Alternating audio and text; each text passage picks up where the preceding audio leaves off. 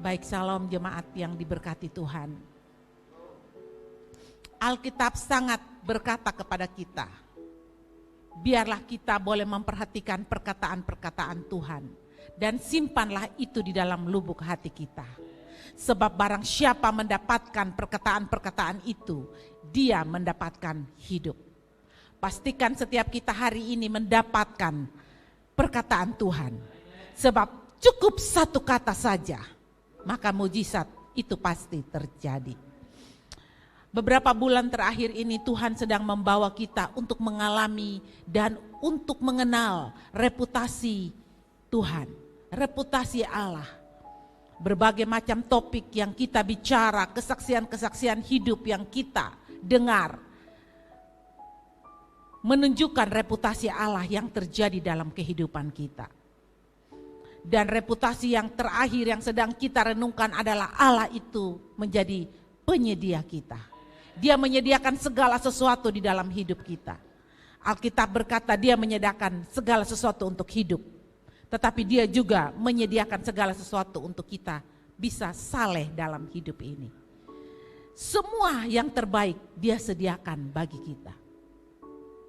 Namun iblis tidak mau kita mendapat yang terbaik. Karena itu kita hari ini terus lagi belajar. Penghalang-penghalang yang membuat kita tidak bisa mendapat yang terbaik dari Allah. Ini adalah topik perenungan kita di part 8 yang sedang kita bahas hari-hari ini. Bagaimana keputusasaan menjadi penghalang dari menerima penyediaan Tuhan. Penghalang mengalami penyediaan Tuhan adalah keputusasaan. Saudara yang terkasih, jangan pernah kita putus asa. Sebab putus asa itu adalah suatu penghalang untuk kita mengalami penyediaan Tuhan. Putus asa itu sama dengan kita menyerah. Putus asa itu sama dengan kita pasrah. Putus asa itu karena kita tidak mau lagi berusaha dengan keadaan yang kita alami. Dan kita patah semangat. Putus asa membuat kita hilang harap. Putus asa adalah suatu penyakit yang iblis memberikan itu kepada kita. Kalau sekarang itu penyakit sangat amat kronis. Itu kanker stadium 8. Langsung mematikan. Dan kita tidak bisa lagi mengalami penyediaan Tuhan. Itulah putus asa. Karena itu putus asa dapat membuat kita berkata-kata terhadap kondisi dan keadaan itu menjadi salah. Karena putus asa itu datang daripada pemahaman kita yang salah. Putus asa dapat dari informasi-informasi salah yang dikelola oleh pikiran kita. Kita menerima berita-berita bohong, berita-berita hoaks membuat kita putus asa dan tidak ada harapan. Putus asa itu datang dari pikiran-pikiran yang diolah oleh kuasa-kuasa kegelapan menjadi pikiran-pikiran negatif. Dan kita melihat kejadian dalam kehidupan Yakub yang kita bicara dan kita pelajari hari-hari ini. Bagaimana Yakub di dalam Kejadian 43 ayat 14, dia mengungkapkan suatu pernyataan putus asa.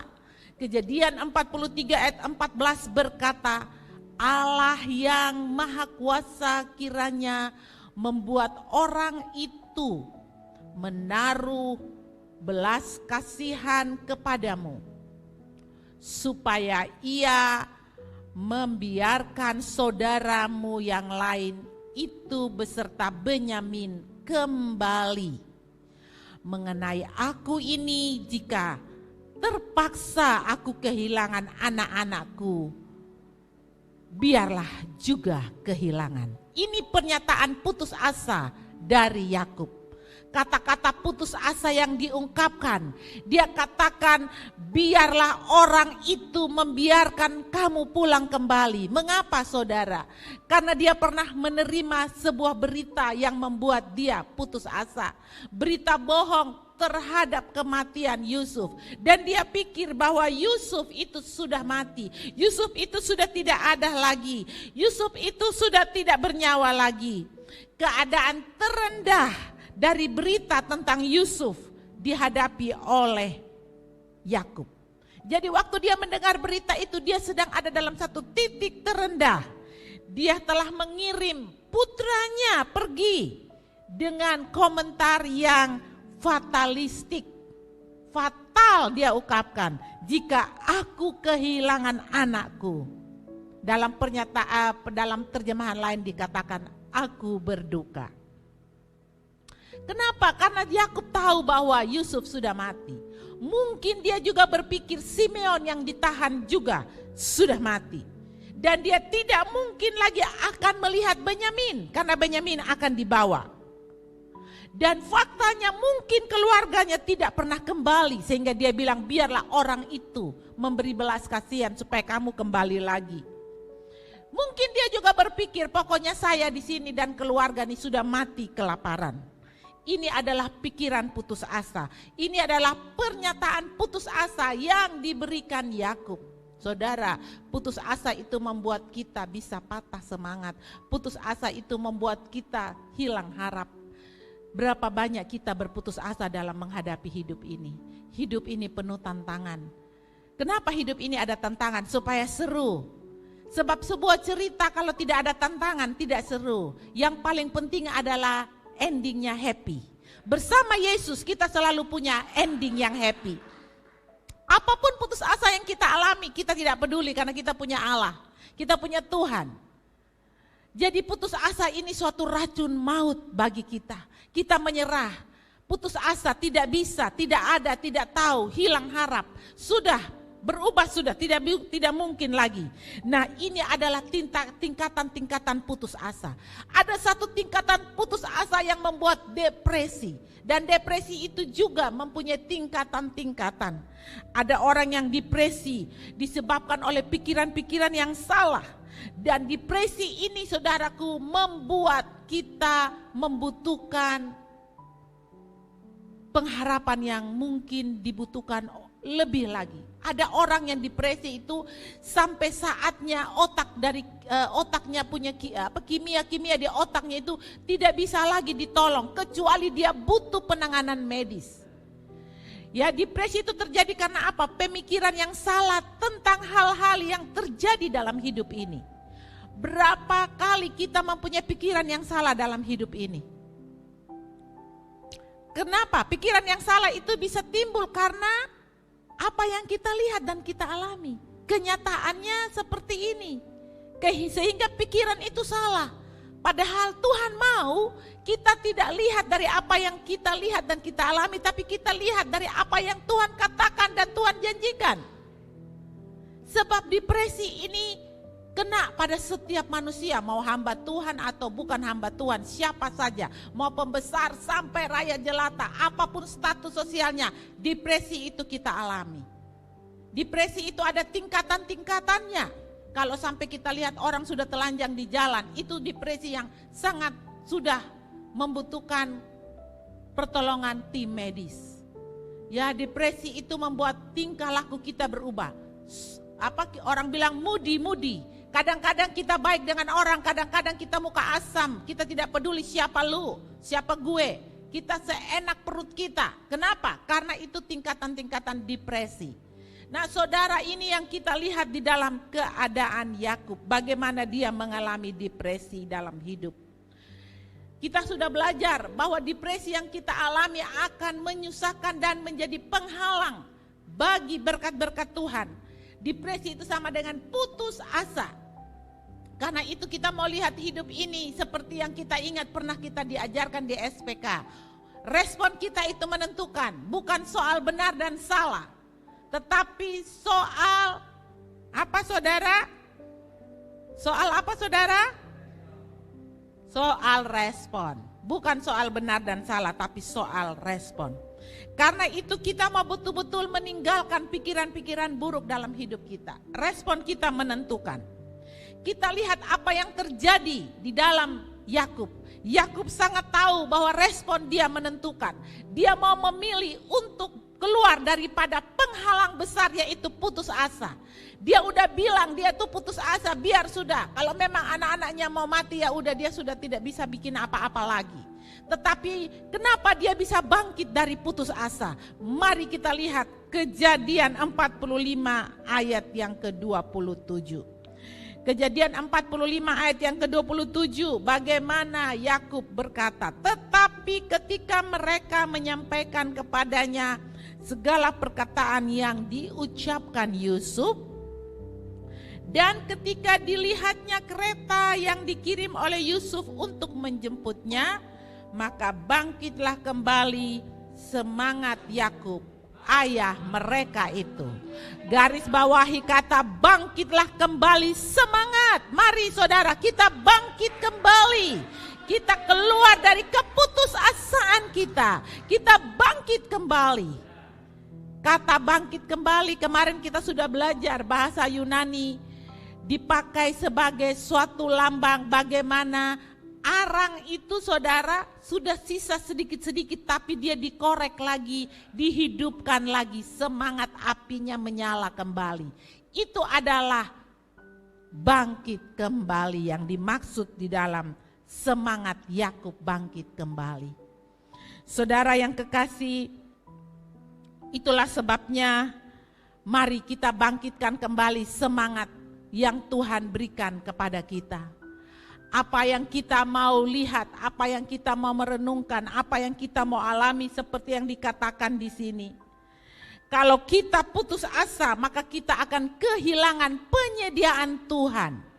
Mari kita bangkit kembali, kita melihat bahwa kita sudah bangkit kembali, melihat bahwa di dalam setiap persoalan yang kita alami ada penyediaan Tuhan.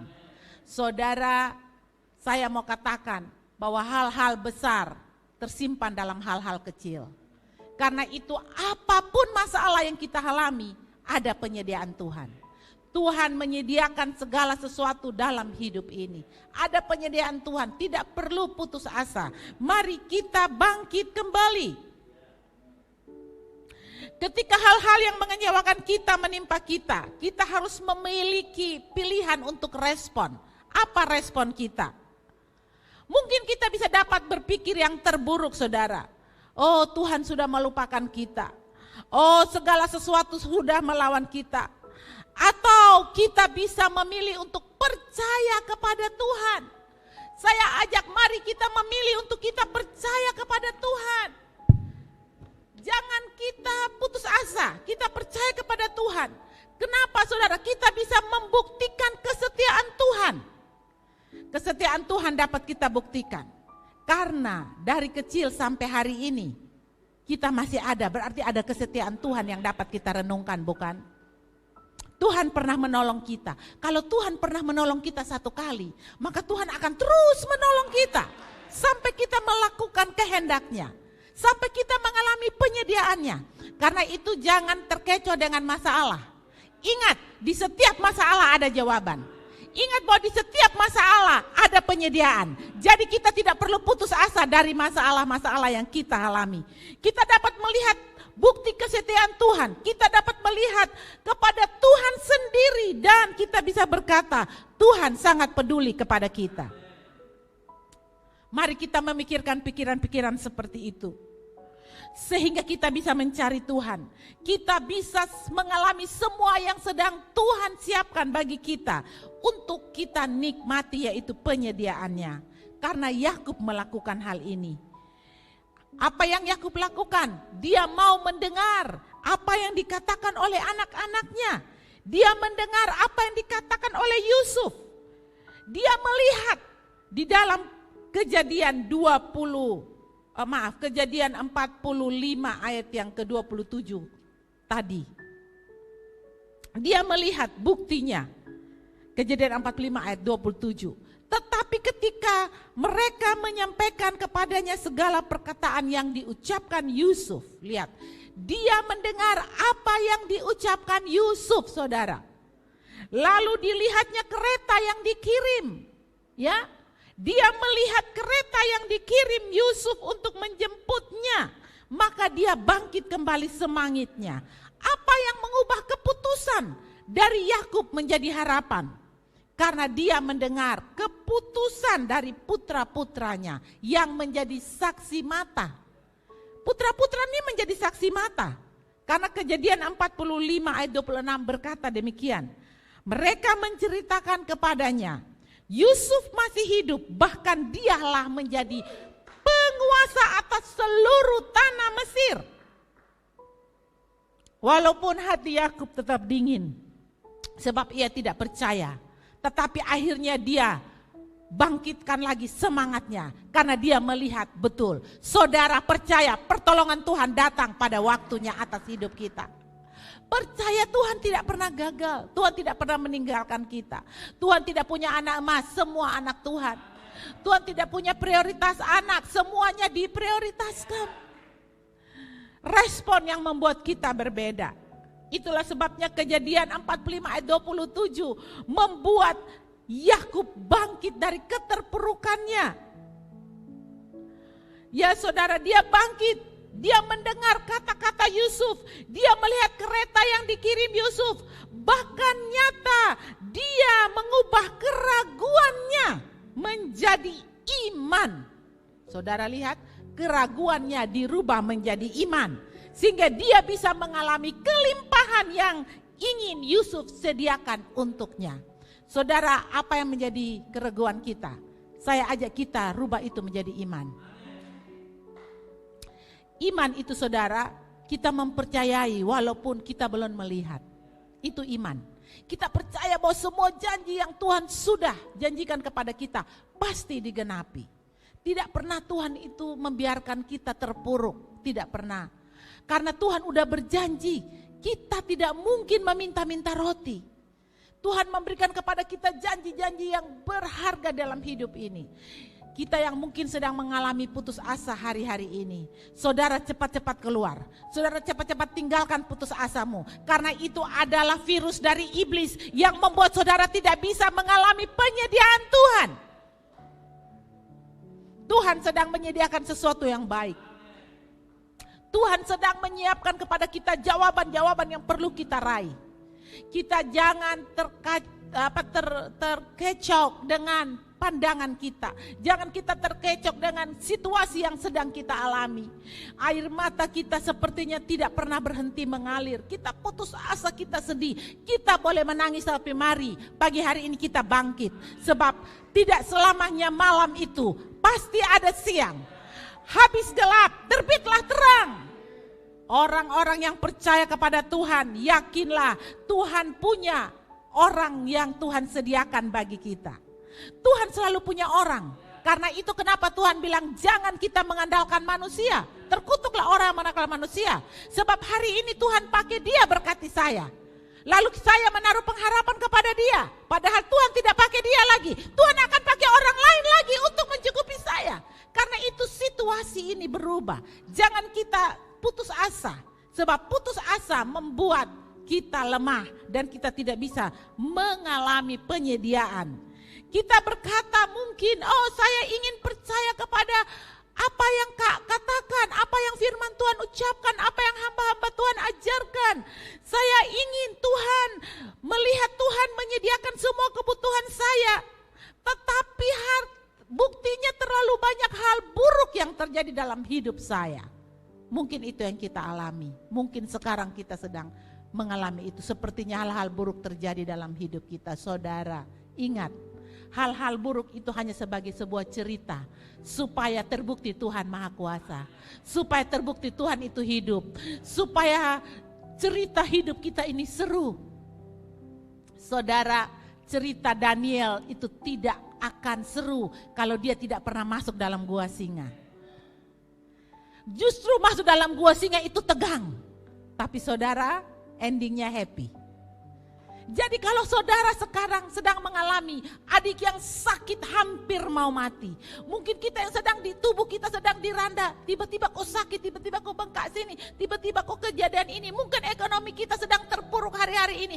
Mungkin virus corona yang sedang meranda kita membuat kita putus asa. Hilang harap, pikirnya ini sudah selesai. Banyak penurunan terjadi. Apapun bisnisnya sekarang tutup, kacau semua.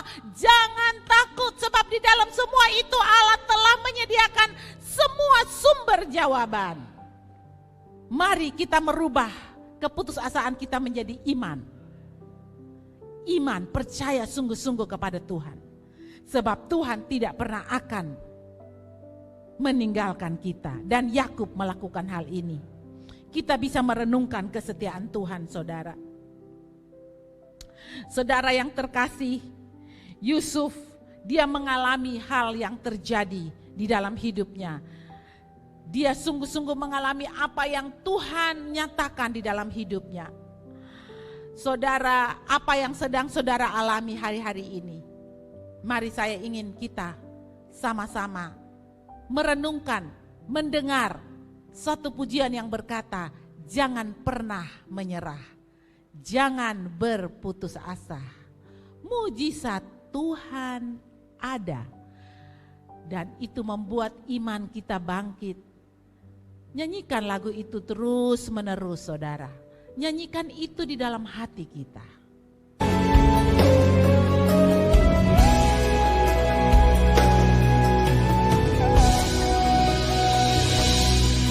Tuhan tak pernah janji langit selalu biru, tetapi Dia berjanji selalu menyertai.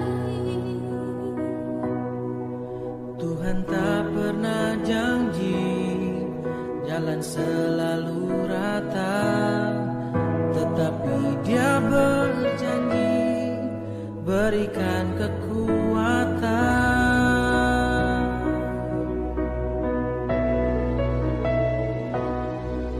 Jangan pernah menyerah, jangan berputus asa. Mujizat Tuhan ada saat hati menyembah. Jangan pernah menyerah, jangan berputus asa. Mujizat Tuhan ada bagi yang setia dan percaya. Janji langit selalu biru, tetapi Dia berjanji selalu menyertai. Tuhan tak pernah janji jalan selalu rata, tetapi Dia berjanji berikan kekuatan.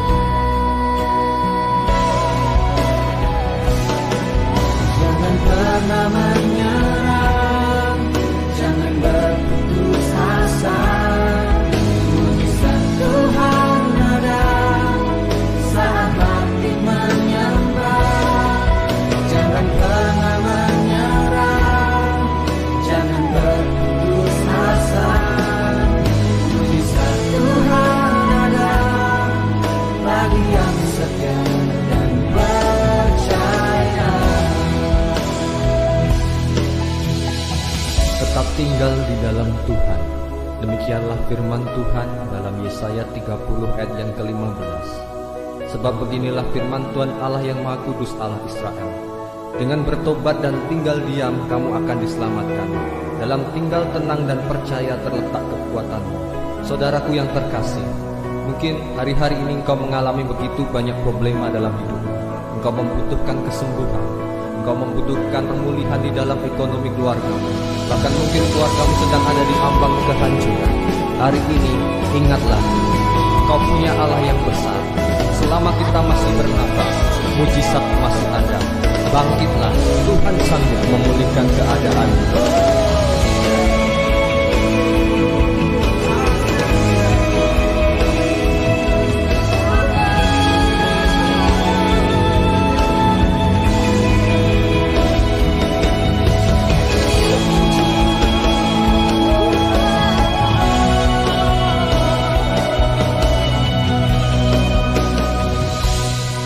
Jangan pernah menyerah, jangan berputus asa.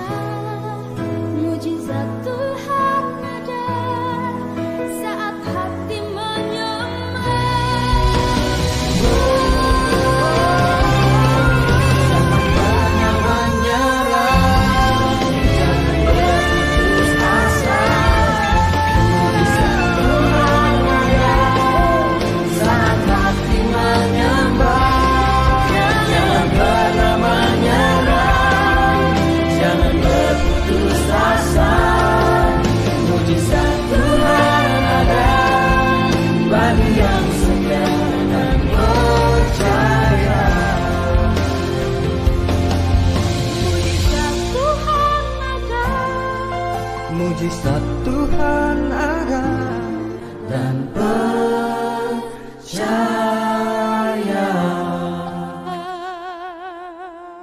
Saudara, mungkin kita berkata, aku tidak bisa percaya lagi kepada Tuhan. Tapi hari ini Tuhan ingin menawarkan Anda bukti yang sama tentang kesetiaannya yang Dia berikan kepada Yakub. Karena Dia Allah yang tidak pernah berubah. Dia Allah yang sama. Kalau Dia pernah menolong Yakub, hari ini Dia bisa menolong kita.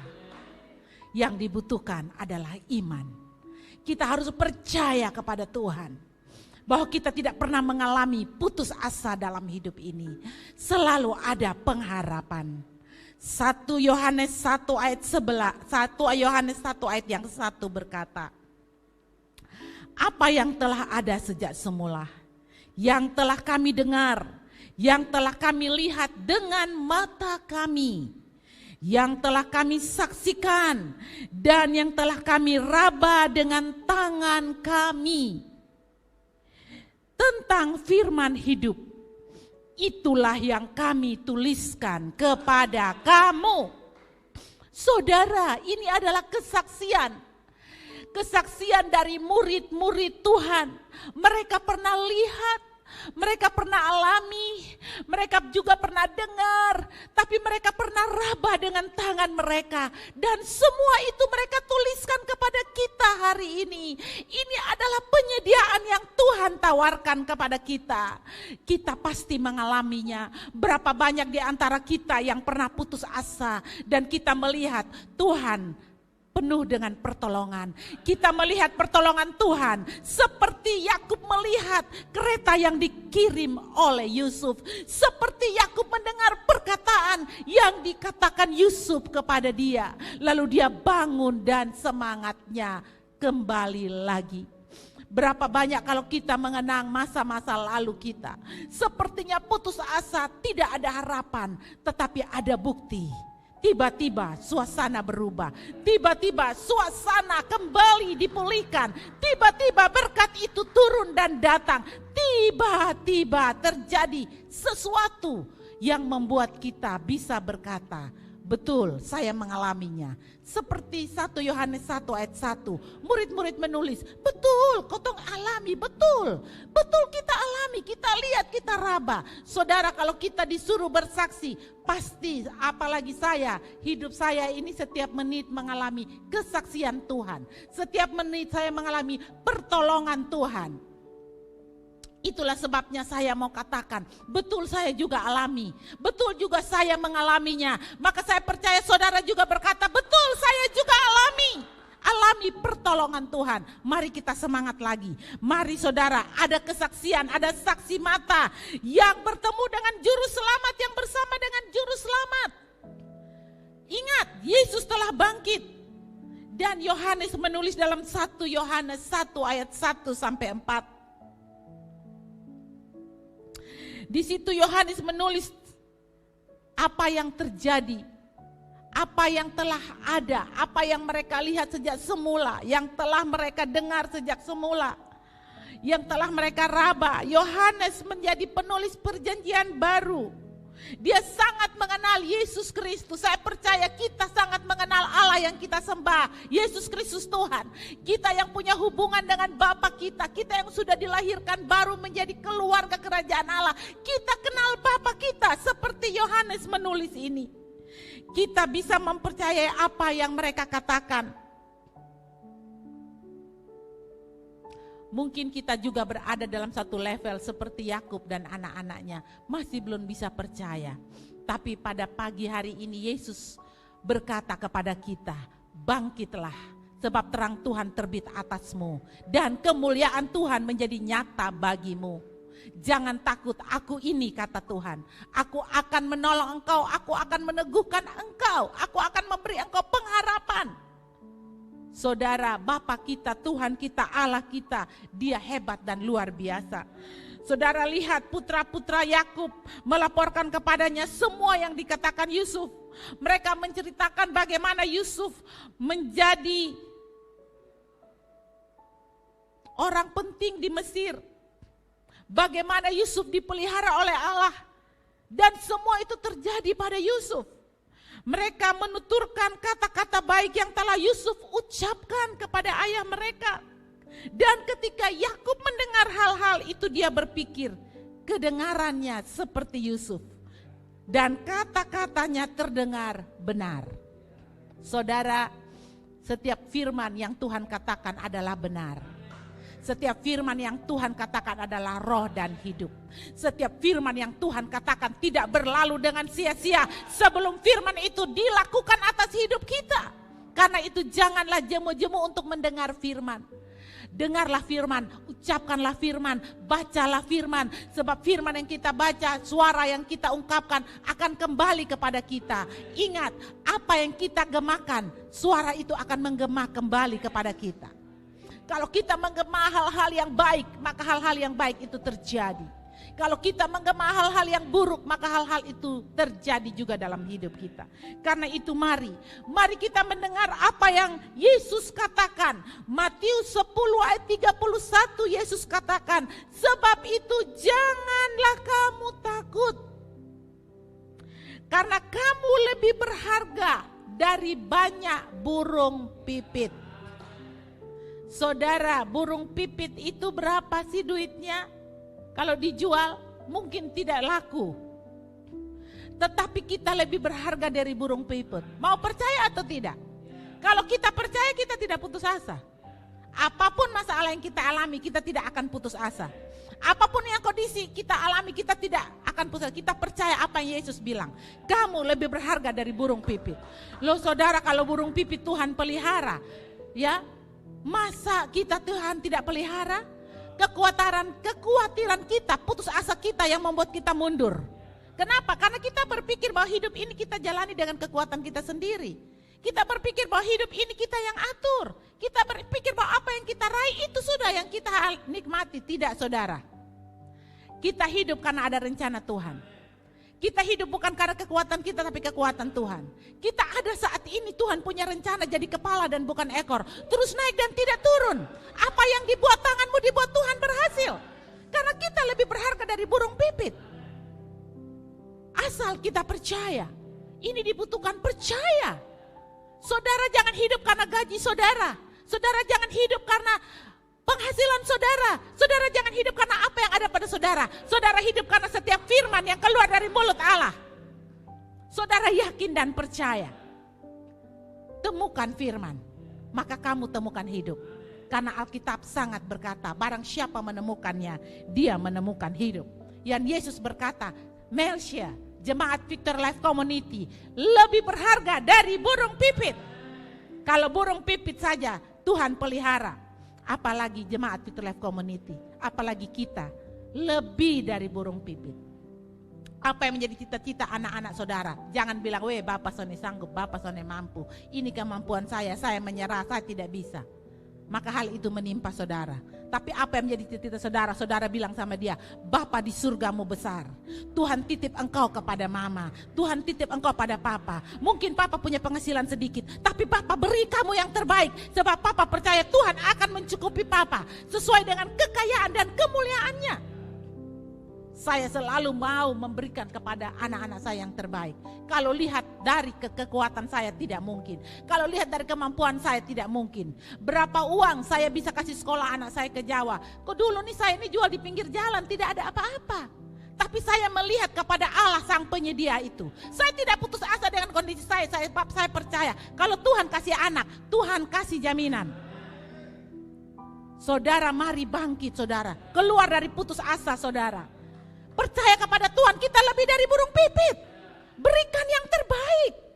Jangan percaya dengan penghasilan kita. Jangan percaya dengan rumah kita. Jangan percaya dengan situasi kita. Percaya dengan Tuhan Yesus yang berkata kamu lebih berharga dari burung pipit. Bahkan Lukas 12 ayat 7 Yesus berkata, bahkan rambut kepalamu pun terhitung semuanya. Jadi kalau pagi-pagi kita, orang Kupang bilang sisir rambut. Lalu rambut kita itu jatuh di lantai. Tuhan tahu ada berapa yang jatuh. Jangan kau bilang begini, sedikit lebih subotak.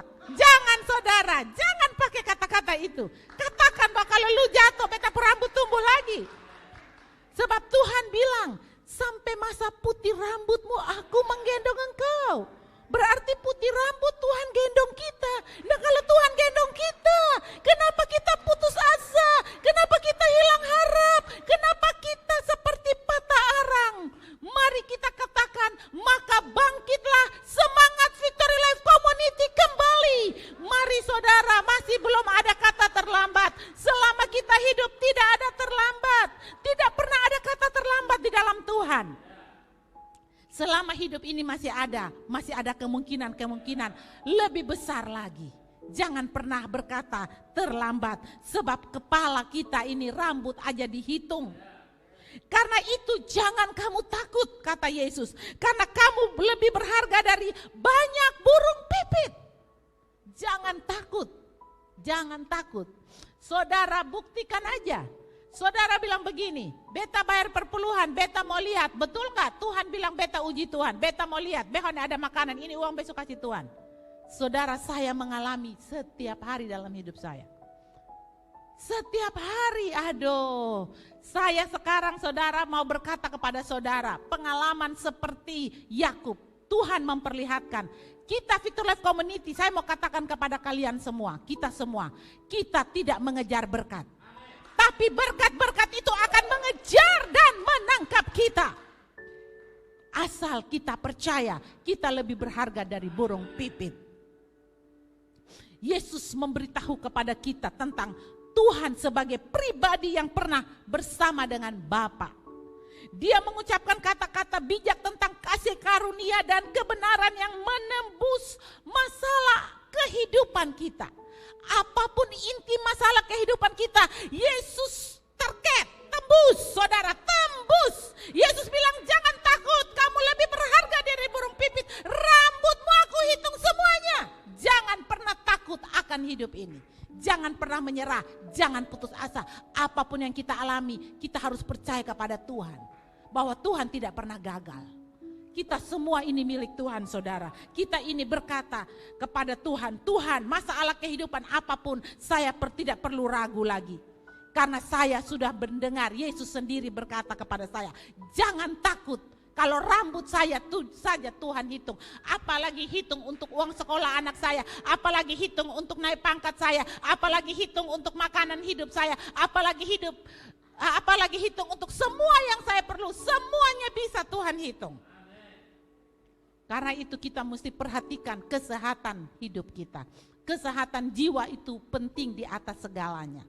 Makanya kenapa Yesus bilang berubahlah oleh pembaruan budi. Bukan berubah oleh model gaya rambut, model gaya baju, model gaya perhiasan. Tapi berubah oleh pembaruan budi. Apa yang kita pikirkan itu mempengaruhi kesehatan kita. Saudara, semua penyakit dalam tubuh itu berasal dari pikiran kita. Itu berasal dari jiwa kita. Jiwa itu mengekspresikan apa yang terjadi melalui tubuh kita.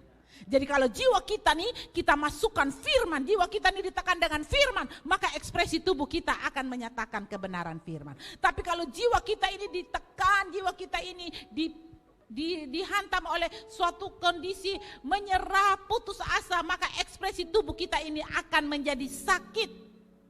Karena itu perhatikan kesehatan kita. Mungkin kita sedang sakit, bahkan katakanlah sekarat. Tapi Tuhan telah memberi hidup kita selama bertahun-tahun, bukan? Masa selama hidup kita sakit? Enggak ada. Sejak kita lahir sampai kita nanti mati kita sakit, kan tidak ada. Ada sekali-sekali memang kita mengalami kesakitan. Karena itu kita mau ingat apa yang pernah kita alami, kesehatan, pemulihan. Makanya hamba Tuhan yang mengalaminya yaitu Ayub. Dia bilang sama istrinya, masa yang baik saja yang kamu mau terima, yang tidak baik kamu tidak mau terima. Karena dia percaya baik atau tidak baik Tuhan pelihara. Sebab kalau Tuhan pelihara, saya mau katakan sekali lagi, happy ending. Ya, karena itu saudara, hidup itu yang kita alami adalah bukti dari belas kasihan Tuhan, bukti dari pemeliharaan Tuhan. Ya, Tuhan memberikan kita kesempatan untuk kita menanggapi kasih-Nya. Kita menerima anugerah kehidupan kekal. Tuhan sediakan bagi kita harga yang mahal.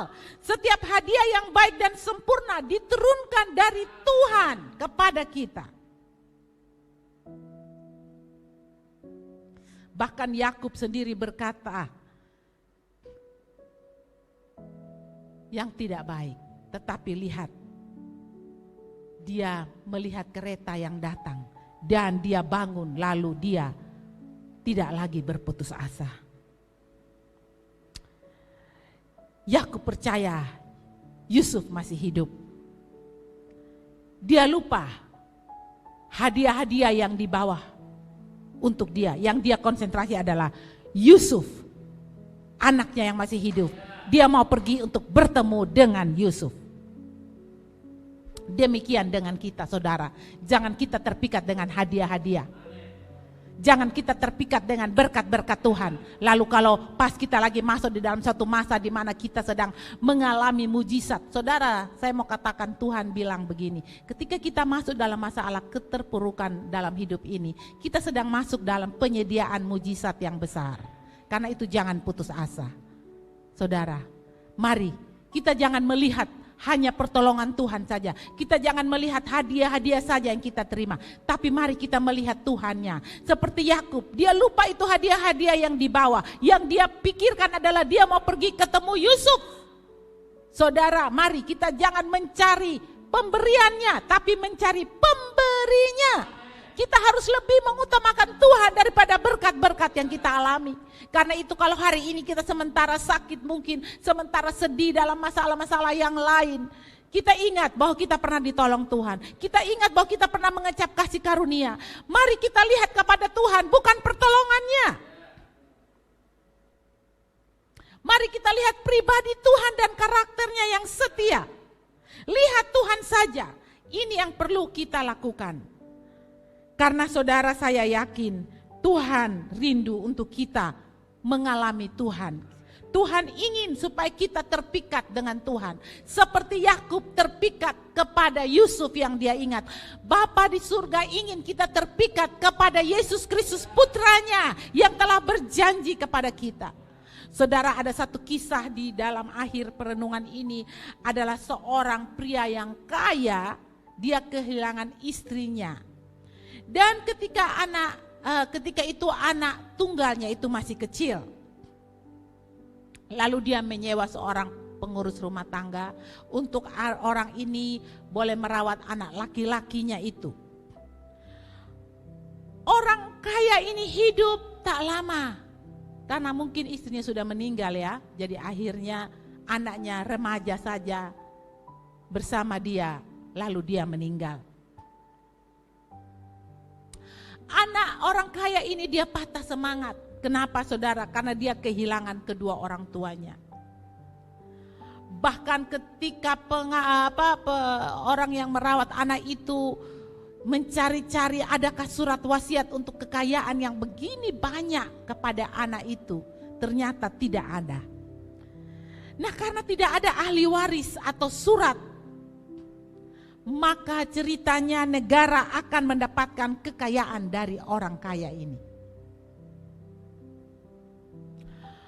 Barang-barang pribadi orang kaya ini termasuk rumah besar yang megah, istana itu akan dijual.